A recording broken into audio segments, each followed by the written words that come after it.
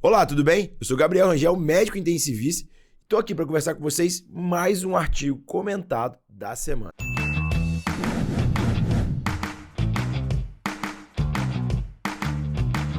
Hoje a gente vai falar especialmente de um artigo que saiu na Lancet, que tem um potencial muito grande para poder justamente mudar nossa conduta na beira do leito em algo que perturba a nossa mente, que quem trabalha com terapia intensiva, quem trabalha com paciente neurológico principalmente, vai reconhecer e vai realmente entender o impacto desse artigo dentro da nossa prática clínica. Nós vamos falar sobre o uso de ceftriaxona como profilaxia para a prevenção de PAV em pacientes neurocríticos. Entenda paciente neurocrítico como paciente com trauma craniano, AVC hemorrágico, mas não considere pacientes com parada cardiorrespiratória e tratamento de metástase cerebral. O que esse trabalho nos trouxe, então?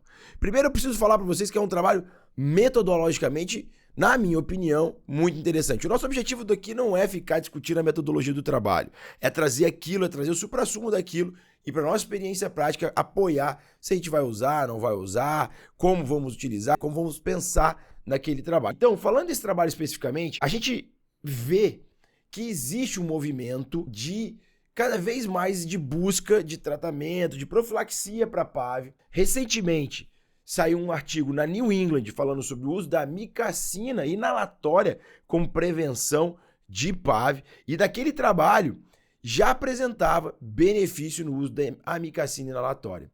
E agora, esse trabalho vem trazer para a gente outra luz sobre isso. Ceftriaxona 2 gramas uma única vez como prevenção de PAV. O que o resultado do trabalho nos mostrou? Antes de mais nada, eu quero dizer que esse trabalho foi um trabalho muito bem organizado, o primeiro trabalho multicêntrico, duplo cego, randomizado, e na metodologia aí também lá nos anexos, eles trazem muita força quando explicam pra gente sobre como eles conseguiram e como eles tentaram cegar, como eles tentaram e como eles conseguiram cegar o tempo inteiro todos os participantes.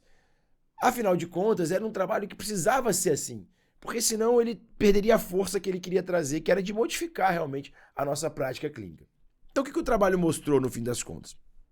Como ele foi duplo cego, randomizado, ele comparou dois grupos, um grupo placebo, que não receberia ceftriaxona, não receberia essa dose de profilaxia de ceftriaxona, e o grupo que receberia a dose de profilaxia de ceftriaxona dentro das 12 primeiras horas de ventilação mecânica, ou seja, de intubação, e das primeiras 48 horas de jornada hospitalar, né, de internação hospitalar.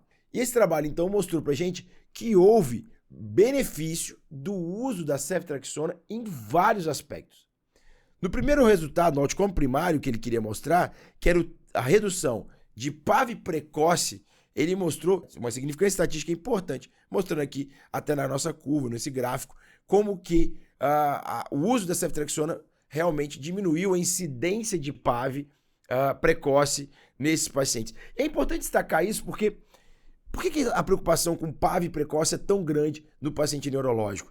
Porque justamente naquele paciente neurológico, né, paciente neuropata, se eu faço PAV, se eu tenho uma injúria secundária nesse momento imediato em que o cérebro está sofrendo, que o cérebro está ainda se recuperando do estudo primário, ter hipoxemia, ter hipercapnia, hipotensão, que são fatores associados à PAV, isso pode gerar realmente implicar em um desfecho pior do ponto de vista neurológico, de recuperação neurológica, do ponto de vista de mortalidade, do ponto de vista de extubação, de tempo de internação. E o trabalho mostrou em 28 dias que todos esses dados, todos os que eu acabei de falar, foi realmente significativamente diferente.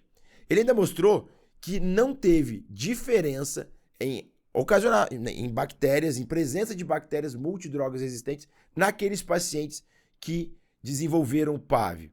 Ou seja, além de ter benefício em 28 dias, benefício tanto no outcome primário quanto no outcome secundário, ele também não mostrou nenhum tipo de prejuízo, entre aspas, ou seja, de complicação relacionada ao uso da ceftriaxona. Ah, Gabriel, mas quando eu olho o trabalho, em 60 dias essa mudança de mortalidade de tempo de internação não foi significativamente estatístico.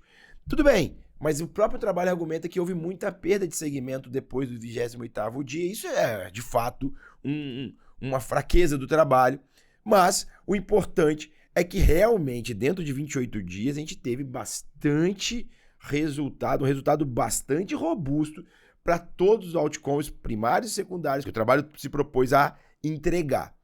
Portanto, gente, eu vou falar para vocês, eu tô extremamente entusiasmado e eu não tô sofrendo da síndrome do último artigo. Eu estou extremamente entusiasmado com a possibilidade de usar ceftriaxona, que é uma droga muito simples pra gente, muito mais fácil do que a micacina, por exemplo, inalatória, que, de novo, trouxe benefício clínico num trabalho muito recente na New England, que eu também tá comentado, inclusive, lá dentro da nossa plataforma, aqui na seção de artigos comentados. Mas, nesse caso, a ceftriaxona 2 gramas, realmente uma terapia muito simples, dentro de um trabalho muito bem organizado, num protocolo muito bem coeso, muito ajustado, que o pesquisador teve até dificuldade na discussão em apontar algumas fraquezas, e eu também tenho um pouco esse mesmo pensamento. O fato é, me parece, que ceftriaxona 2 gramas, como medida de prevenção de PAV. Antes de qualquer coisa, muito importante dizer que o trabalho era bastante intenso em todas as outras medidas de prevenção de PAV, principalmente medidas comportamental, higiene oral, posicionamento e tudo mais. Dentro desse cenário, então, eu quero dizer para vocês, eu vou pedir então para o Luiz colocar aquele carimbo na nossa tela, porque eu vou indicar, pelo menos sob a luz desse artigo, ou pelo menos eu vou começar a ponderar muito fortemente a utilização de ceftriaxona 2 gramas como medida de prevenção para PAV naqueles pacientes neurocríticos que internarem na minha UTI. Então, se você gostou deste conteúdo, além de dar o like, se inscrever aqui no canal e compartilhar, comenta aqui, deixa aqui nos comentários. Se você não estiver assistindo esse vídeo dentro da plataforma mdensino.com, clica aqui nos links que a gente vai deixar também.